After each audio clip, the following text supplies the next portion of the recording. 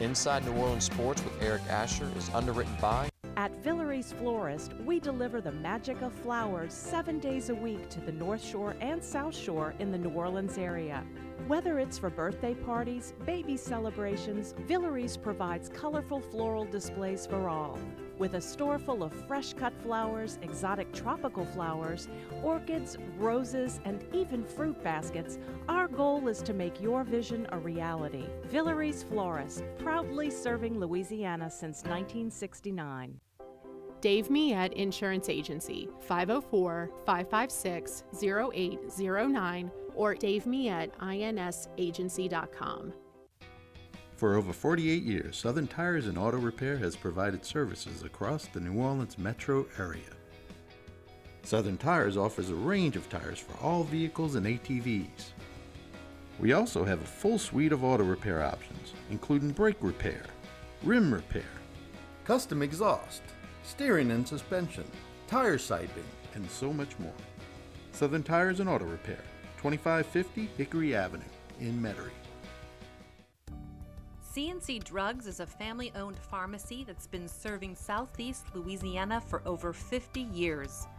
Whether you need help taking care of an elderly family member, a growing child, or even a pet, Cnc provides patient-centered care for your entire family. Cnc Drugs, large enough to serve you, small enough to know you. Locations in Mandeville and Araby.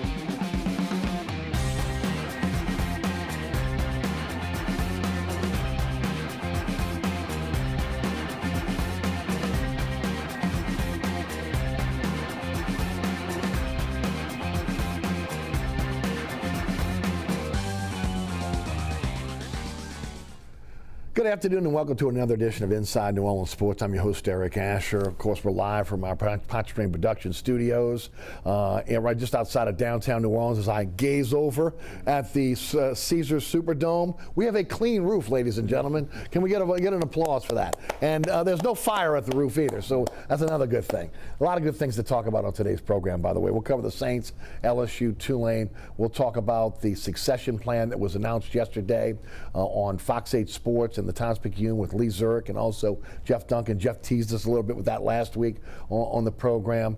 And to break it down for us, one of the best we have in the city, Sean Fazende of Fox 8 Sports. Sean, welcome to the show. Man, I tell you what, a lot to get into, and for there's some happy stuff for a while, right? I mean, everything we've been dealing with over the last month has been so tough. You know, again, some people, again, are really, really in tough shape. You look at the people in the river parishes down on the bayou. You were in the middle of the hurricane down in Lafourche when it was coming ashore. To, again, those of us that maybe live a little bit closer to the city that are still dealing with, you know, insurance adjusters and trying to get, you know, the fences mended and the roofs fixed and everything else. The Saints have been a little bit of a respite for us. What we're going to talk about first is just game-changing for the city of New Orleans. But welcome to the show.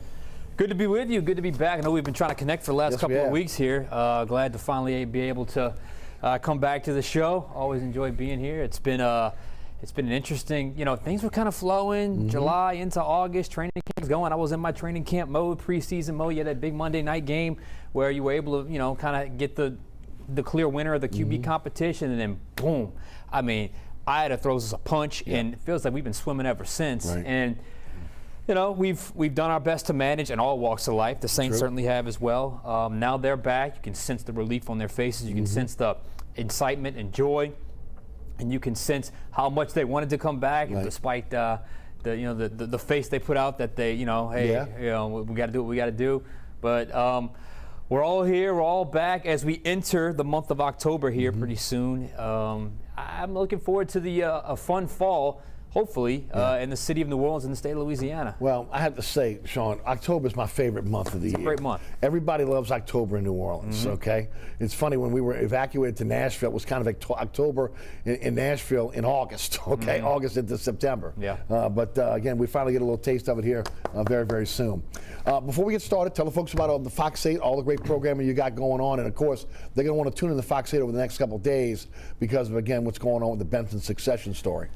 Yeah, I'll just start with what I'm directly involved in.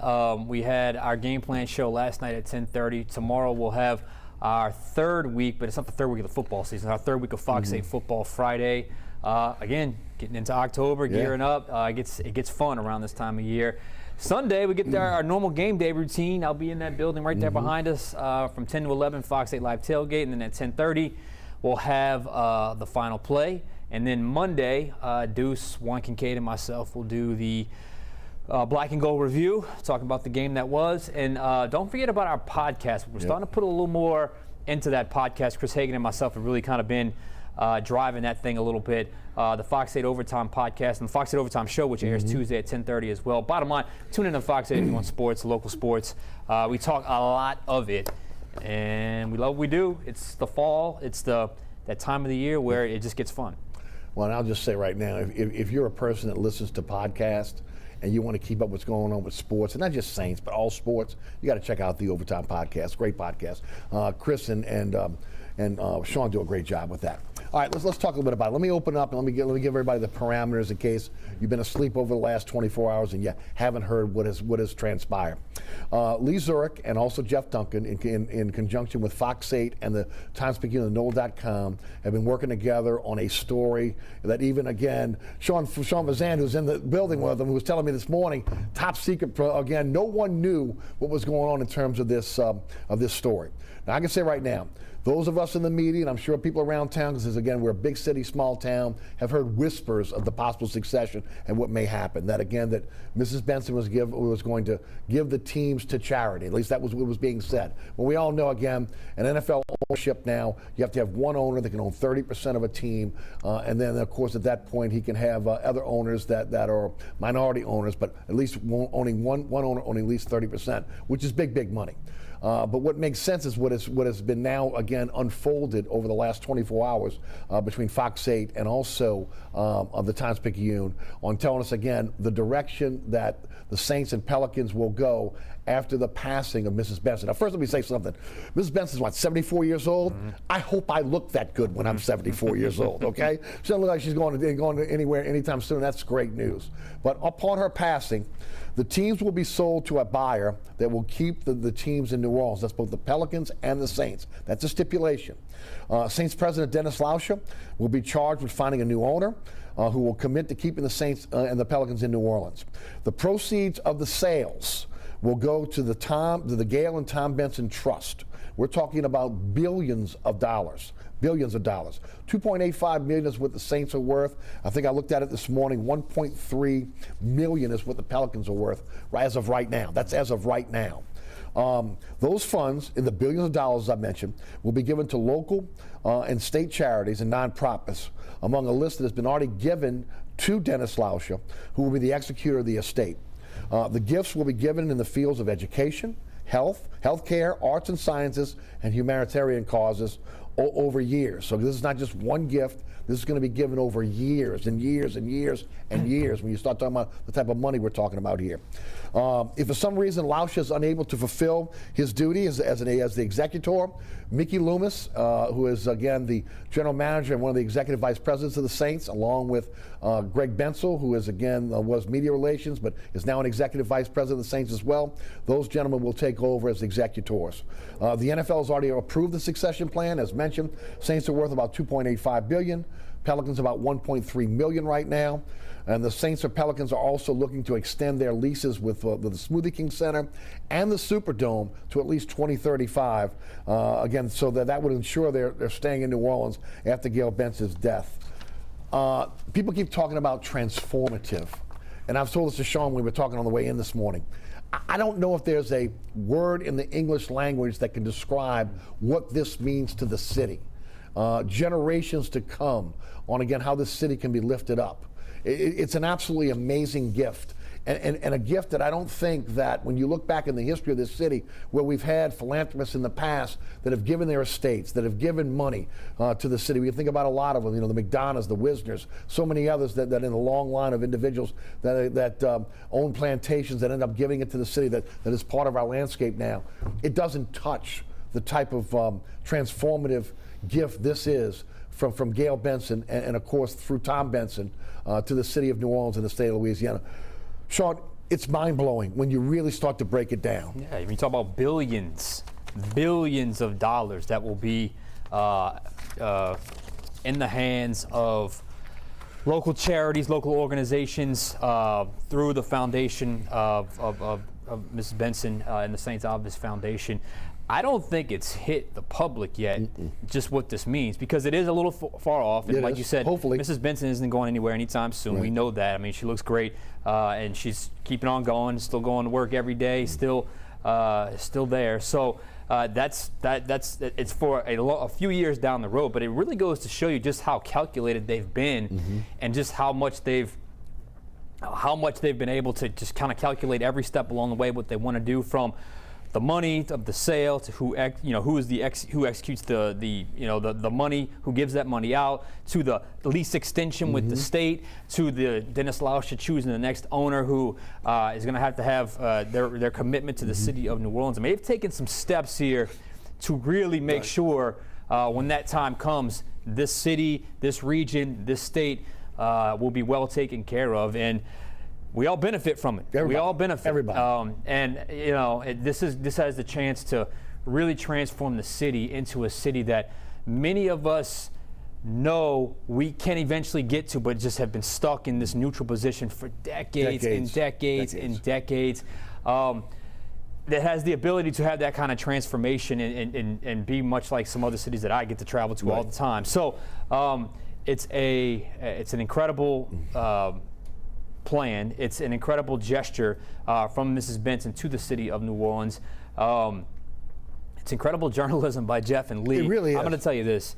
We have theorized about this for quite some time. All of us, right? In the media? All of us. And at Fox 8, Lee and I talk all the time. Jeff and I talk all the time. They didn't give an inch in terms of what they knew and what they were getting. They kept this thing top secret. I don't know how long they had to work on the Saints and Mrs. Benson to get this, the exclusive, and to get this out to the public. But here they are. They felt like this was the appropriate time. They felt like Jeff and Lee were the appropriate avenues to go with it, and I think they're right. And here we are with an incredible succession plan that I think can transform the city for decades, centuries and centuries to come. That's right. And like I said, everyone benefits. So there's more of that coming. Part 2 and Part 3, I believe, coming up over the next couple of days. But I mean, what a day for the future of the city of New Orleans and the state of Louisiana. Right, there's no doubt. And I just to break it down just a bit for everyone out there, education.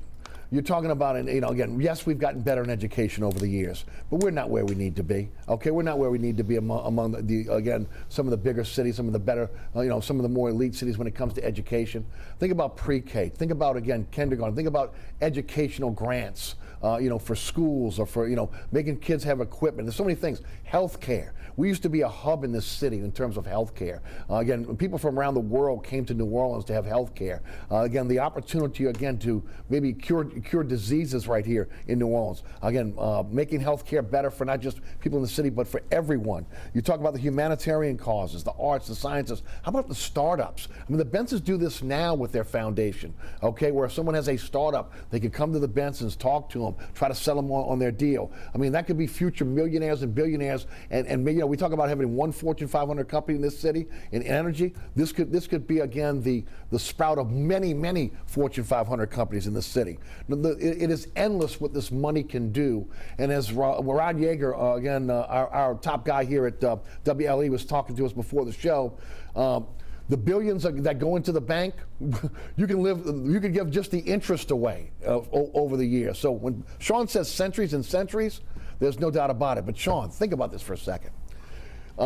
Giving this money away the way Ms. Benson's going to do, and there'll be an advisory board that'll get each and every year, they'll be set up to award these grants. Think about what it could have been if the 3 R's would have gotten this team.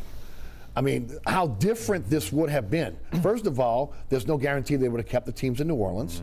Second of all, again, we know again that they're Texans, by birth, and I don't see, for them, it would have been a business. In a lot of cases, when this thing happens, even with the Ralph Wilson Foundation, right, part of that money went to the family. But this is everything going to the city. On top of that, the cherry on top of the ice cream is the Saints and the Pelicans in one of the smallest markets in the NBA and the NFL are here to stay. All great and wonderful things. And again, I go back to the detail and the planning that it took to make sure all their ducks are in a row for something that might not even come into existence for, decades, before it actually comes into existence. But they're giving away money now, still as we speak today. Look, and don't discount the fact Mrs. Benson's a local, Dennis Lauscher is a local, Well, Greg Bensel is a local. True. The strong ties that the local people have to the local nature of this city, and the foresight to go with that. So I think ultimately you're talking about generational, transformational, and just an overall great thing for the city of New Orleans at a time where we could use some good news right now, because it really we talked about this before. It's been tough in this city. It's been one of the toughest times in the history of the city. I'm not like that. I'm not a guy that gets frustrated with the city, but my goodness, lately it's just been a tough time in this, a frustrating time in this city right now. So certainly welcome news from the Bensons. We talk about the 3 R's and which direction this team could have gone. I don't think anybody envisioned when Gail Benson ended up, dating Tom Benson. Eventually, they got married. That we would be in this situation. I've talked about it before on the radio show. She single-handedly changed the persona of Tom Benson in this town. He went from a guy who had his name on refrigerators that were rotting in front of people's homes in the aftermath of Katrina to a guy that maybe had the largest second line in the history of this city when he died coming out of St. Louis Cathedral. The transformation of, again, Tom Benson in the eyes of the people of the city of New Orleans was dramatic. And if you look at the mover behind the scenes, it was Gail Benson. Gail Benson transformed Tom Benson into a philanthropist. Not that he didn't give money away before, but it was different, this time around. And again, he went from one of the most hated people in the city to beloved by the time he passed. And you can point to Gail Benson. So, if anything, she's been an angel for New Orleans. Right. Absolutely. And she kind of, you said persona, kind of softened him up a little bit. Yeah, in terms there's of the no image. doubt. And really since, once they got through the Katrina situation, everybody came back. Really since then, there's been a really positive momentum, surrounding, Mr. Benson, who obviously passed away a few years ago. But Mrs. Benson has really risen just to the top of just almost the face of this city when you talk about, just kind of the grace and the class and just sort of the persona. So, as you said, an angel to this city. I just think she's just been a godsend. I mean, it really has been. I mean, where would this city be? Where would this team be right now if she hasn't risen to the top? And a lot of people were concerned with perhaps, the transition from her, from Mrs. Benson to her as the owner. It's been nothing but great things. There's no doubt. It's been nothing but great things, and there seems to be good relationships with everybody. The state and the team have gotten along, and the look of the product on the field, and it's been a well-oiled machine. It's been pretty seamless and pretty smooth. So keep that train rolling, and then when the time comes for it to transition again, it seems like they set themselves up for the smoothest transition possible. It's pretty amazing. It really is, and again. It's something that, as you mentioned, I don't think New Orleanians have allowed that to sink in yet. What this really means for the city, short term and long term. Yeah. Long term, no doubt about it. Let's shift gears and let's talk a little bit about what's going on the field. First of all, again, thank you to Mrs. Benson. Just an amazing gift for all of us and generations to come here in New Orleans. Saints 28, Patriots 13, 2-1 now. You were there. Great win and a tough place to play. That is a tough place to play. Defense seems to be, again, the strength of the team, but now all 3 levels. Sean, I remember us talking about the linebacking core and the secondary, and then we were worried a little bit maybe about the interior of the defensive line because of the losses. Man, I tell you what, first of all, Dennis Allen has coached those guys up. His scheme has been absolutely fantastic. But again, the moves that they've made, even with, again, little or no cash to be able to upgrade those positions, and then young players that have emerged, like an Adebo, who is now starting, even though you bring in a Bradley Roby, you bring in a Trufant, and then, of course, the young linebackers who have been really stepped up. This defense is for real. You see these guys, you break the film down. Talk a bit about them. I mean, they're dominant. They're dominating the line of scrimmage. They are suffocating opposing teams' wide receivers. And there's a I dare you to come run the ball on us, I dare you to move the ball on us kind of persona right now, and they're playing with a full head of confidence. the secret's out on Dennis Allen. I don't know how much longer he's going to be able to be defensive coordinator here, because what he's doing right now is unbelievable, and I think he's going to be in the mix for head coaching jobs at some point in the offseason. But for the here and now, the DNA of the team, they've all embraced it. And, you know, it's going to take, as you watch this team, it's going to take an elite quarterback and an elite group of wide receivers to beat this team right now. And and they just look at the schedule. There's a few coming up, but none right now. So, and even with that, there's no guarantee, because we saw what happened with Aaron Rodgers. Although I think we can all agree they caught Aaron Rodgers at the appropriate time, at a perfect time early in the season. So, defensively, it has been lights out. They're taking the ball away. They lead the league right now in interceptions. Pick 6 last week. Should have had another defensive touchdown as well. So they basically had 14 of the 28 points. And this is a new age, but a throwback in a sense that it's new for Sean Payton. It's a throwback to the Jim Moore years. And you got to credit Payton a little bit in this regard. He's letting it happen. He's embracing it. He's not fighting it. And let's be real here. Early in his career, would he have fully embraced this identity? I don't think he would have. They're running the football significantly. They have a guy at quarterback who's taking care of the football. He's doing exactly what he's asked to do. They're winning games. So what else can you say? They're 2-1 right now. It's a new identity. It's a new formula, but they're all embracing it. They're all in. Special teams has been I mean, solid. Great coverage, blocking kicks and punts. You look at, again, Harris is a game breaker, so again, you're solid there. Offensively, you and I talked about it on the radio show yesterday. A little concerned with the usage with Alvin Kamara. 24 carries, 89 yards against New England, 3 catches for 29 yards, 84% usage. You worry about that. Those were, again, those weren't outside runs. Those were inside runs, okay? And the physicality of, again, him taking hits. This is only 3 games into the season. It's a 17-game season in the playoffs. You worry about the attrition and him getting injured down the line. That is something that I think maybe changes a little bit when we start to see the full complement of receivers coming back, because right now the receivers they have are pretty much pedestrian. And look, and it's funny because all off season we heard we feel better about these receivers than on the outside. Maybe they probably should have worried a little bit more, because honestly, you have a bunch of exceptions at receiver. You have a Deontay Harris, you have a Marquez Callaway, you have a Chris Hogan.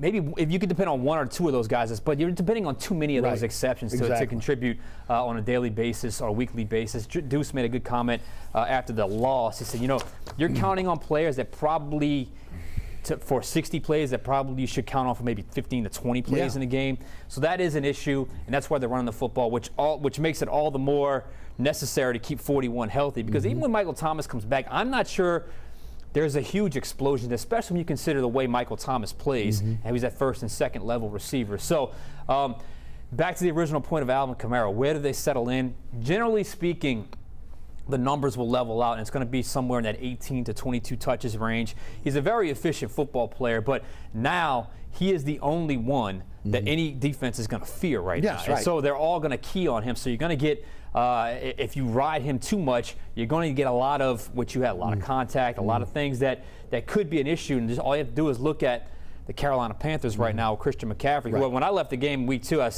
told Deuce, there's no way he's lasting. There is no way he's lasting with that many. So he had 30 touches that game, and sure enough, the following week he had a hamstring or calf injury, whatever the case may be, and now he's out for a couple of weeks. So Alvin Kamara, they have to be mindful of that, but at the same time, you have to use him right now, because you know that's part of the formula for success. You have to be able to use him. With him on the field, you're able to dictate matchups. You're able to, you know, do certain things, and that's an interesting balance. I think the key going forward is the early lead in the game. The early lead in the game and playing with the lead, because that, I think if you're able to do that, I think you can possibly be a little more diplomatic, if you will, in terms of when you can, you know, keep Kamara on the field and when you can give him some rest in the game.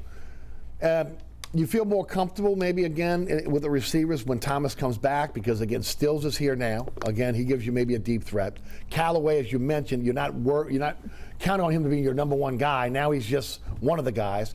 And Harris has shown the ability to get separation. Now, can you keep him healthy, number 1? Number 2, that also helps, obviously, with a guy like Thomas, who's going to be able to get short yardage, you know, getting what he has done as a wide receiver. And then it even helps Alvin Kamara more because you're taking a little bit less pressure on him going forward as well. But I don't know if you can count on Traquan Smith. He's a wild card in all this. But better days are ahead after that bye week when you start to get some of these players back. Yeah, but I kind of like what Sean Payton said. This is the NFL. You can't necessarily wait for a new identity. You got to deal with what you have at this moment because, no one was projecting Eric McCoy to go down in week 1. No one was projecting Teron Armstead to go down in week 3, and yet here they are. It's a constant. What's the hand you're dealt this given week, and what do you have to do to win that journey, to win that race? And Sean Payton has done a good enough job, obviously, and been able to figure out a formula for success. And this formula for success looks a little different, but they're all embracing it. And honestly, it's going to be like that every week. It's going to be, okay, what do I have to do with what I have available to win this game, and can I go out and execute it? Well, and that comes down to, again, coaching. And I think we saw a little bit of that again, the COVID-19 outbreak, and again, how that affected them against Carolina. And I think you see it, Sean. You're there at training camp. You see these guys. The Saints coach players up. There's a reason why 14 undrafted players can make this team, outside of, again, the salary cap ramifications, and be able to plug and play at times, and those guys make somewhat of a difference. And it's coaching. Yeah. I mean, look at Nielsen. Look at the defensive line. Right. I mean, everyone is better after his coaching. Every single one. I'll tell you who's another star right now on the rise. This guy Hodges, this linebackers coach. Because there's some guys contributing right now that, Pete Werner, Zach Bond, who all of a sudden had some development. Right. Now, Bond was a little struggle against Carolina in week 2, but look at the development of Caden Ellis, who's quietly played well. The new secondary coach, Rashard. So, yeah, absolutely. The coaching staff coaches these guys up. But in saying that, when you have your team gutted and your coaching staff gutted like you had in week 2, it's going to lead to catastrophic results, and that's what happens. But as for this week, you like where the Saints stand heading into a game against a team that's found ways to lose. I watched that Atlanta-New York game last week. I watched it yesterday. There's no way they should have lost that game. Even Washington, they should be 2-1 right now, and they're kind of finding ways to lose. So you like where the Saints stand going into this game. Let's talk about Jameis Winston. I think people, again, have to really kind of take a beat here and give him a little bit of room. Look, he's when you look at it, he had a sabbatical and he was in the offense last year. It's different when you get out there and it's for real, and guys are coming at you 100 miles an hour, and you got to make quick decisions. Now, again, we talked about it yesterday on the radio show. It's about 3.1 seconds to throw the ball last week. He's got enough time. Are his receivers getting separation? There's so many things that go into this.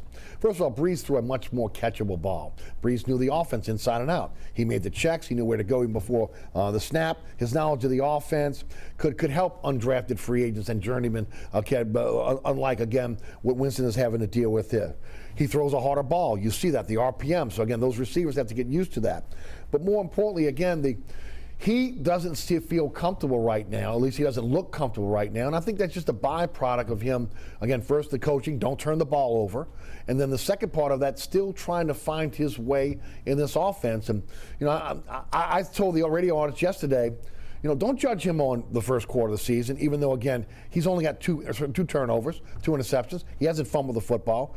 Judge him when we get into the third quarter, the fourth quarter of the season, when he should feel more comfortable, when maybe you have your full complement of players back than what you do right now, because I think it's still a learning experience for him.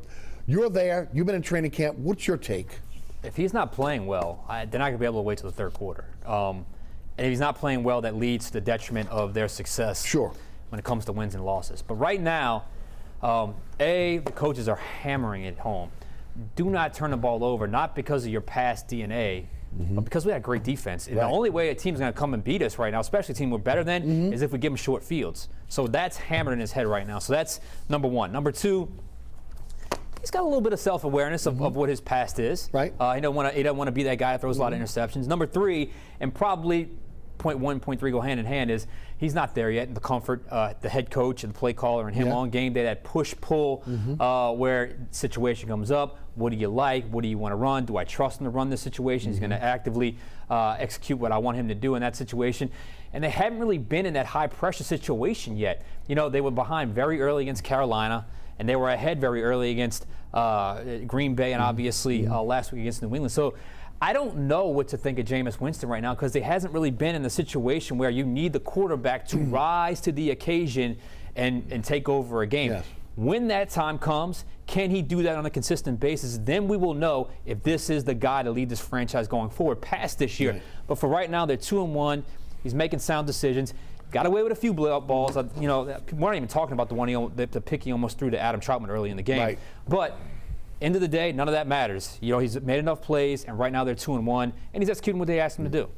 And I do like, again, continuing to use Taysom Hill in that quarterback power role, or having him again as part of, again, the power running game.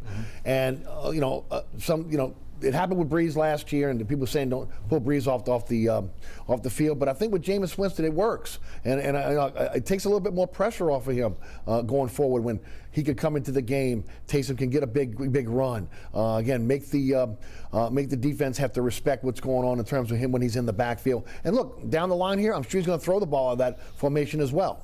He almost threw it the play before his touchdown on that jump pass. Wisely ran around the edge, and he got the first down. Think about this. That 13-play drive was a pretty significant drive in that you needed it, obviously. Yes. There was momentum shift in that game in a place that's hard to play, and it really cemented the new identity. 13 plays, 10 runs. 10 runs, killed almost 7 minutes of clock, put the game away. Alvin Kamara, Taysom Hill. You know, Alvin Kamara is the focal point. We know that every week. And there's always going to be a complimentary piece. I thought week 1 was Jawan Johnson. I thought this week, obviously, was Taysom Hill. And everybody in the stadium knows what's coming when he does it. But that extra blocker, he's able to effectively run it. And, yeah, I think it's working right now. And credit both guys because, you know, Taysom Hill got humbled. Yep. He wanted that quarterback job. He said, you know, it's not my time. He's going to do his job. He's doing it to the best visibilities. His snap count's going up. And credit Jameis Winston, who is willing to embrace, hey, the guy I was competing against is now going to get a little bit of the spotlight right now, but I'm going to go with it because guess what? We're winning games. They're 2-1. And that's all that really matters at this point. That's a great point. All right, let's talk before we wrap up the Saints here and head to hear from our underwriters. Armstead out, elbow, few weeks. McCoy, again, they said 5 weeks on the calf injury, probably after the bye week. You've got Will Clapp, who came off IR yesterday. He was the second string center on this team. You and I discussed it yesterday on the radio show. Does Ruiz move to guard now? I think that would be best. I don't know if that's a certainty yet. Sean Payton hinted after week 1 that that's what he would have done had he been available against Green Bay. So now that he's back, does he go on that route? My gut is saying yes, but I just don't know that for sure. And I just think, you know, sometimes when you switch positions and you juggle positions like that, it almost throws the whole thing out of whack because it's instead of 1/5 change, it's a 2/5 change at that point. I think Throckmorton's played well. Me too. But, you know, I went through the film with Deuce, who obviously has experience with, you know, line and, you know, blocking the right guy and running backs running behind the line. He said Ruiz has struggled a little bit at the center position. And that's a little surprising to me because I thought that would be a little more of a natural fit. But maybe he's gotten so far over in the guard ranks, who was playing well at guard, that perhaps, you know, the back and forth got to him a little bit. So Will Clapp is available, who took all the second-team snaps at center in training camp and preseason.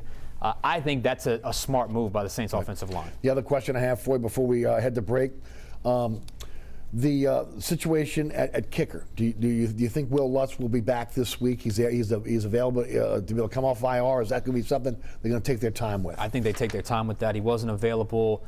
Yesterday's practice hadn't come off yet. We'll see Thursday and Friday's practice if you're watching the replay of this. But we'll see. Sean Payton gave Aldrick Rosas a vote of confidence on his coaching show. I'll say this, though.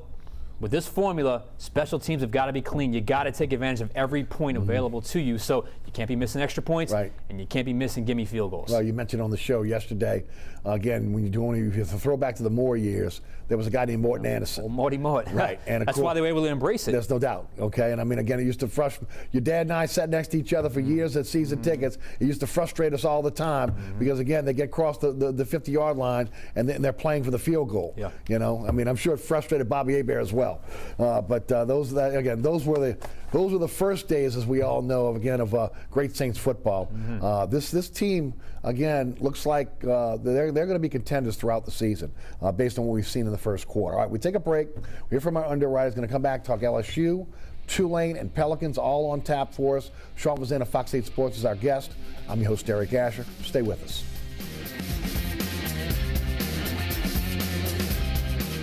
Burkhart's Air Conditioning, Heating, and Refrigeration has been family-owned and operated since 1989. Burkhart has energy-efficient solutions and offers brands such as Mitsubishi ductless AC units and Amana, the only manufacturer with a lifetime unit replacement warranty.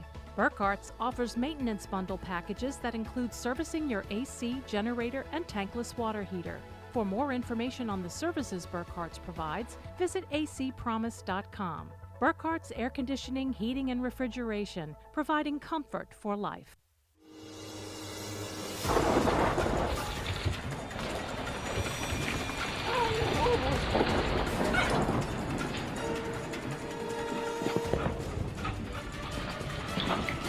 Experiencing rough weather with a bad roof can be a nightmare.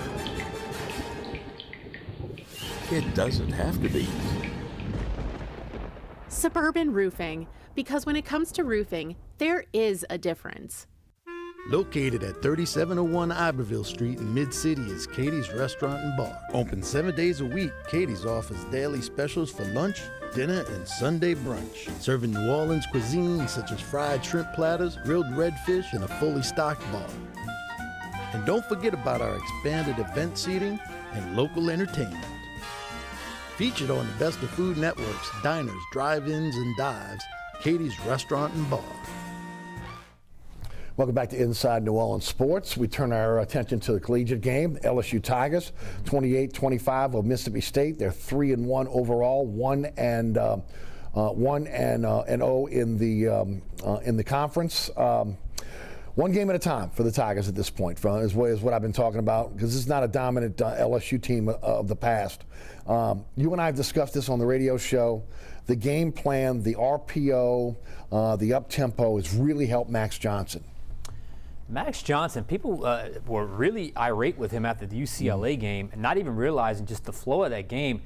He made some mistakes, but the flow of that game from the offensive coordinator really set him back. He has steadily gotten better each week to the point. I think he is who we thought he was. He is a player that executed that RPO, got that it factor, got that leadership valve. I think he's a guy in the RPO scheme. I mean, he is tailor-made with the way he throws the football, his accuracy on the shorter routes, the way the receivers are built. Mm-hmm. This is a yards after catch receiving core. This is not a 9-route receiver core, 6'6" guys running seams. Mm-hmm. These are a lot of 5'11" and 6'1" guys hitting those slants, run after catch. I think right now, the shine wore off really quickly when that week one loss. Right. Had they won that game, you'd be talking about a much different scenario. Different but watch this game. If they win this game, the narrative is going to shift a little bit around LSU. And maybe, just maybe, they start to find their footing a little bit, to a point where when it gets to the second half of that season, you just might feel a little bit better about some of those games that after week one felt completely unwinnable. So just watch, let this thing play out. But on the flip side, should they lose this game, it's LSU. Yeah. It's going to be all hell will break loose in the fan base. The seat will get very, very hot once again for Ed Orgeron. Look, Central Michigan, McNeese, those are preseason games. You had to avenge last year's loss from Mississippi State, especially after what happened against UCLA, which was embarrassment. Because, again, of everything that happened last year, you should have been ready to play going into that, a Pac-12 team, national television. I mean, everything was set up for you, and you didn't take advantage of it. Johnson right now, 1,144 yards, 15 touchdowns, 3 interceptions. You talk about the plethora of talent at wide receiver. The problem right now is, again, the offensive line and its ability to be able to pass block at times without going max protect, and then also opening up holes for the running game. And I don't know if you could be one-dimensional in the SEC. No. I don't know about it. You can't. You can be Mississippi State from last year, just throw it all over the place, and then you get shut down because you can't run the ball. LSU was inviting Mississippi State to run the ball last week, and they couldn't do it. Got to have a run game in the SEC. You just can't. I mean, 2019 was I mean, they threw the ball all over the place, Joe Burrow, all that stuff. But Clyde Edwards-Helaire was phenomenal that year. And that was a little more pass to set up the run. Sure.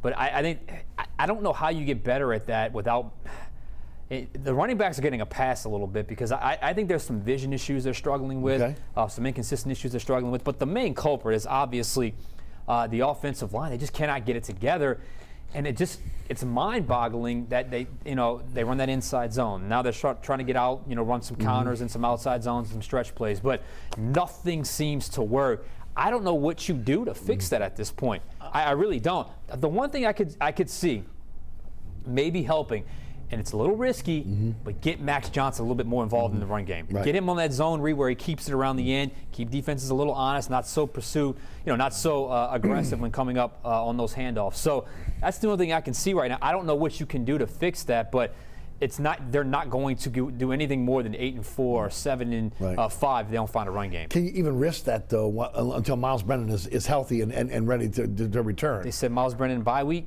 Possibly, yes. Close enough. Right. I think now you got to cut it loose. Right. I think you got to be who you are right now. No more holding back. I mean, because right now you're getting into the meat of your SEC schedule. You got to play football. You got to let it run. Defensively, I feel a little bit more better about the defense. First of all, again, last week without the bust, with, again, the 3-2-6, which they worked on all offseason long. I said on the radio show, they should have been working on UCLA all offseason long as well. But they avenged that loss. You look at again, we knew the defensive line was going to be pretty good, but look, Smith, Guillory, Roy, Evans, they have stepped up, all these young players. Losing Andre Anthony is going to hurt this team, there's no doubt about it. Linebackers played much better for this team last week, which again, they have been up and down really for the last 2 years. And you like what you got in the secondary, but you hope that Stingley can get back. I don't know. The Stingley thing to me, I mean, for the better part, other than his freshman year, he's been, you've had him, you've not had him, you've had him, you've not had him. So I think you live. He's not been available more often than he's been available. So to me, I mean, you recruited guys. I thought McLaughlin played pretty well last week. Flott. Ricks has been great. Flott was excellent. Right. Excellent last week. I also like Major Burns. Major Burns has played well, and look how much different they've been with Jay Ward back. Yeah, there's no Jay doubt. Ward being back as well. That's a great point. You're not going to be able to execute the same game plan against Auburn because they like to run the football and they're just going to jam it down your throat if you throw that 3-2-6 at them. Oh, there's no way. But I do like the ability to adapt, and that was a clear cut. You could tell last year bothered them so much that they were not going to let that happen again. Right. And they forced Mississippi State to be patient, and for 3.5 quarters, I felt like it worked. And it really did work when you consider when they finally got back into the game where they could have been dangerous. At that point, there wasn't enough time left on the clock. So, again, both sides are finding their footing a little bit. Agree. I don't know how great they're going to be, but they've incrementally gotten better week in and week out. This is going to be an interesting matchup this week, though. This is a big one. T.J. Finley comes back to Tiger Stadium. Obviously, he knows the team. He knows the offense. He knows everything. I mean, look, it's rare. It is a rare thing when that happens, right? When within the same conference, the next year you're playing against a guy that started for you the year before. But it's the way of the college football now. It's what we're going to see a lot going forward. This is a tough one, okay? But this is, as you mentioned, could be a transformative game for them, for their psyche, if they can win this one. Yes. Because that's 2 in a row now in the SEC. Everybody's throwing bouquets at Kentucky coming up. But to me, it's one game at a time from this point Well, you forward. have no choice if you're LSU, just because the early loss it prevented it. I mean, if you go big picture after an early loss, you can do that when you're 6-0. You can't do it with an early loss. You've got to take it one battle at a time. Win this battle, on to the next. You can kind of sense the coaching staff has done that a little bit. You can sense that they've really honed in on each opponent. Got to stop the run. I thought Ed Ogeron, sometimes he can fumble his words a little bit, but I thought it was a great point. Look, whoever starts the quarterback, yes, they can throw the ball, but everything goes off that run game. You've got to stop the run. And they've been fairly effective at that in doing so. And I like the RPO game if they keep going with that, their ability to break one. Because, look, you run at RPO, and we saw it a couple times. That safety robbing down from the middle, and you hit that, and you hit that Keyshawn Boutte on a slant. All of a sudden, there's open grass ahead of you, and he's got the wheels to get to the end zone. The Cole Taylor, I know there was a little bit of a who was that going to, but nonetheless, he caught it. Look, he turned the corner. Trey Palmer popped wide open. So my point being, this rhythmic offense, this RPO offense, I think suits everyone well. And if you can catch a few big plays, I think you have a chance to really win this game. Yeah, I definitely agree. All right, let's turn our chances to Tulane. 28-21 losers to UAB. They're 1-3 now after, again, what everybody thought was a terrific start for this team, playing it close against Oklahoma, doing what they needed to do against Morgan State, and then, of course, again, getting outclassed by Ole Miss last week. I fully expected this team to be ready to play, and to there be no ifs, ands, or buts. We talked about it yesterday. They got embarrassed by Ole Miss, and they came in overconfident against UAB. You said it. How can a Tulane team come in overconfident against anybody?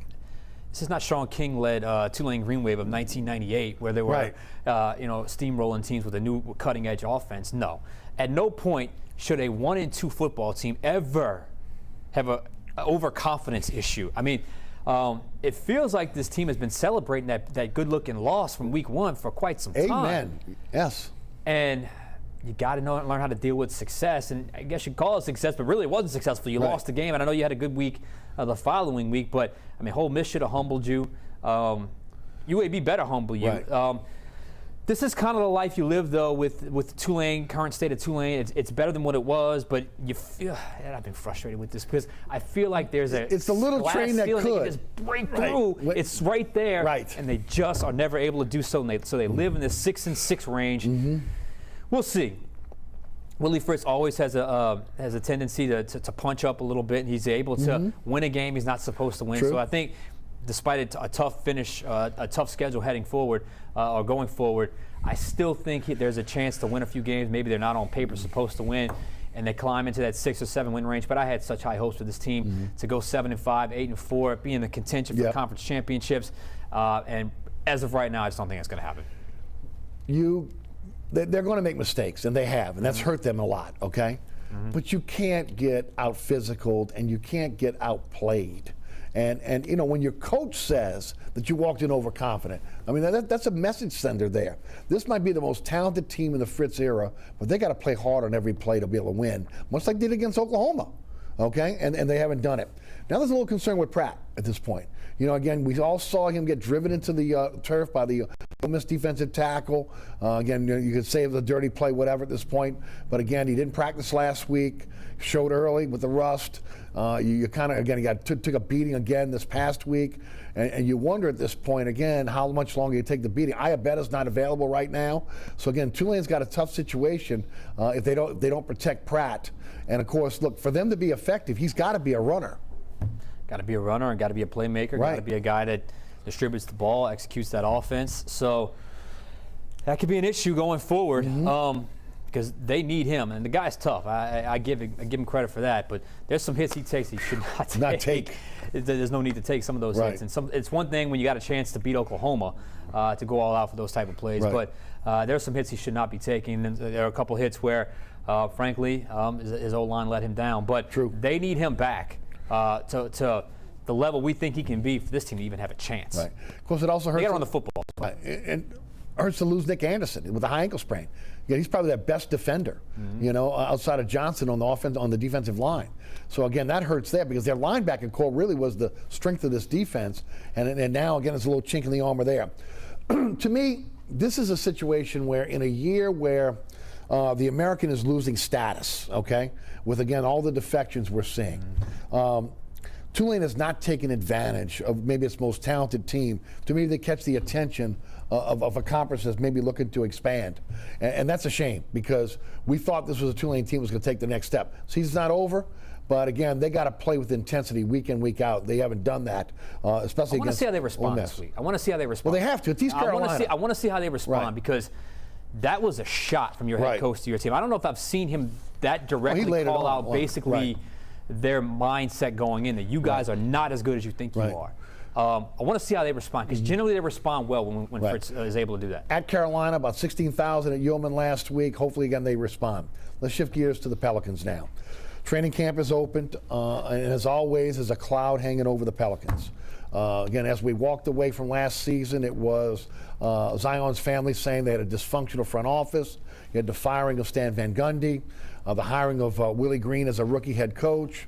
You had a lot of the fan base losing faith in David Griffin, based on, again, his comments, what he said he was going to do, and we'll tell him what has happened. You had him, again, basically making up, getting rid of the mistakes of last season, but having to use some of that draft capital that is so precious in building this team to be able to do that. He's tried to put together another team, a newer team, a team that hopefully, again, will be a complete team, although it looks incomplete still, but we'll see how it is on the court. But even overriding that, The most important player on this team right now, once again, has an injury. Of course, Zion Williamson broke his right foot, broke his fifth metatarsal bone in his foot. It's really just pinky toe in his right foot. He's not able to participate in training camp, nor again in the preseason games. It's, first of all, always injured. That's an issue for Zion. It is an overriding issue. I didn't buy into the dog and pony show that we saw at Media Day on Monday, where again Zion embraced New Orleans, embraced the team, embraced Griff, everything else. Just not buying into it. Again, we'll see where the rubber hits the road at the end of the season if he signs the extension. But I've seen this from Baron Davis, Chris Paul, Anthony Davis, and now Zion. At the end of the day also, and you and I talked about this on the radio show, what did Zion do in the offseason to get better? Okay, does he have a mid-range shot? Is he going to be a double-double guy? Guys should fall to bed and get 10 rebounds. Again, he was a 7-rebound guy last year at 27 points per. What is he doing again in terms of learning defense? Okay, how to play defense, one-on-one defense, but also team defense. And how do you do that if you're not with your teammates in Las Vegas, in Nashville, and of course in Phoenix as well? I thought that the organization brought that upon themselves was, once again, they were not honest and candid with the fan base about Zion. We go back to the hamstring injury in the bubble, where again it was supposedly a family emergency, and then keeping this double top secret in the offseason and allowing everybody to be able to talk about maybe Zion doesn't want to be here long term. To me, you got to show me that you want to be here.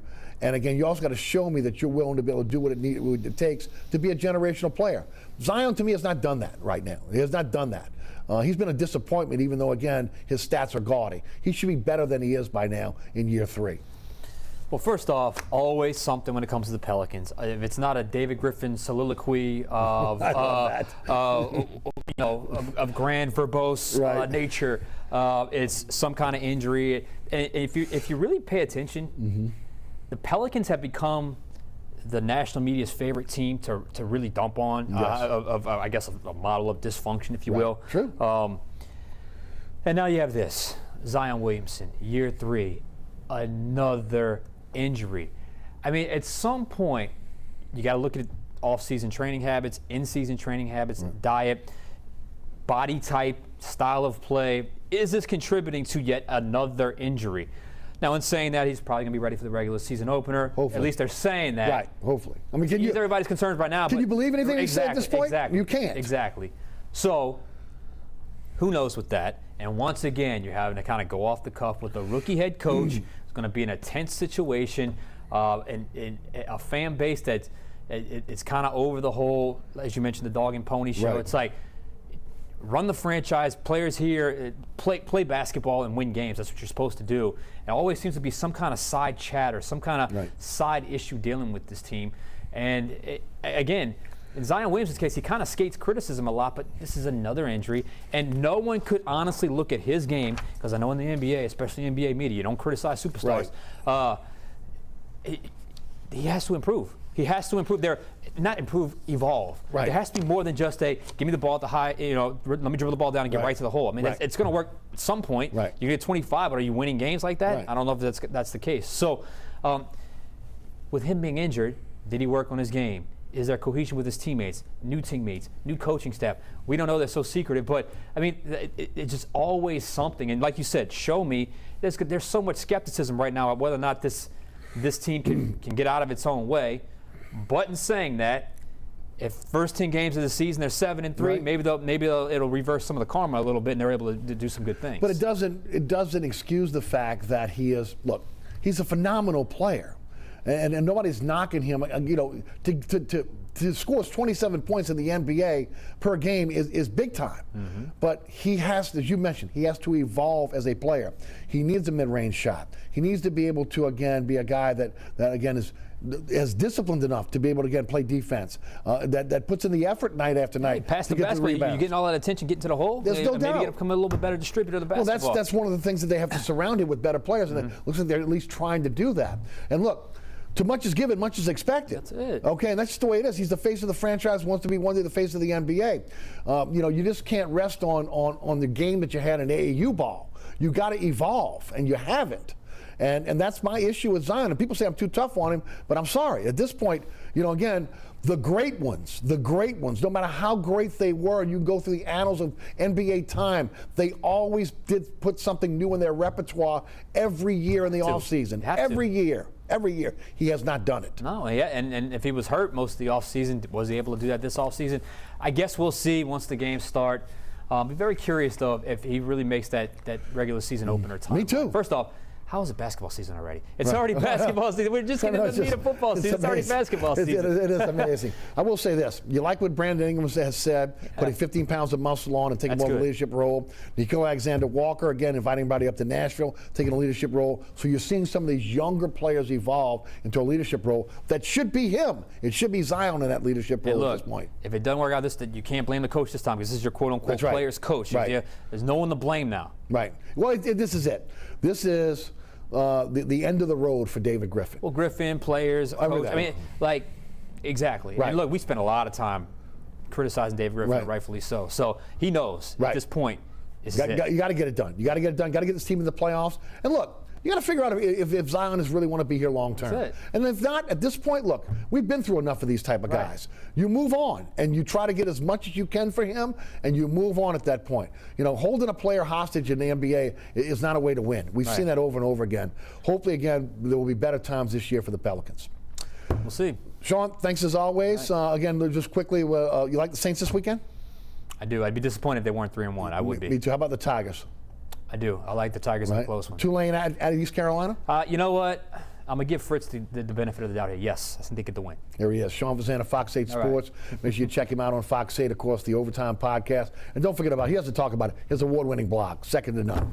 All right, thanks so much for tuning in. Remember, there's a lot of ways to catch our program now. So blessed. First of all, there's the first rebroadcast is tonight at 6 o'clock on WLAE-TV, then 10 o'clock on the Deuce, WLAE-TV 2. Friday night, 9 o'clock, Pelican Sports Television, 10 o'clock on LAE, 2 a.m. on Saturday morning on Pelican Sports, on the Deuce, and then 5 p.m. on Saturday afternoon on Pelican Sports Television. Always at ericasher.com, always on the WLAE-TV YouTube page, always on our social media platforms, at Eric_Asher on Twitter and Eric Asher on Facebook. Again, you catch me on the radio, 106.1 FM, weekdays 4 to 6. Again, you can listen live at ericasher.com. Also, again, the iHeartRadio app, the TuneIn Radio app, great way to take the show with you everywhere. Also, I want to thank our underwriters who do us a great service in supporting this program. Please support those underwriters and the great group here at WLAE-TV. It's been a joy to work with. Again, Ron Yeager, Jim Dotson, also Alex Chacon, the best director in the business, William Hill, and of course, want to thank Sean Fazende, always available on my radio show each and every week. Tries to get over here at least once every 5 weeks. We appreciate his time. And also, again, I got to say, all the great reporters that report on sports here in this town that have been part of this program to make it the success it is. Thank you so much for watching. We'll see you next week for another edition of Inside New Orleans Sports.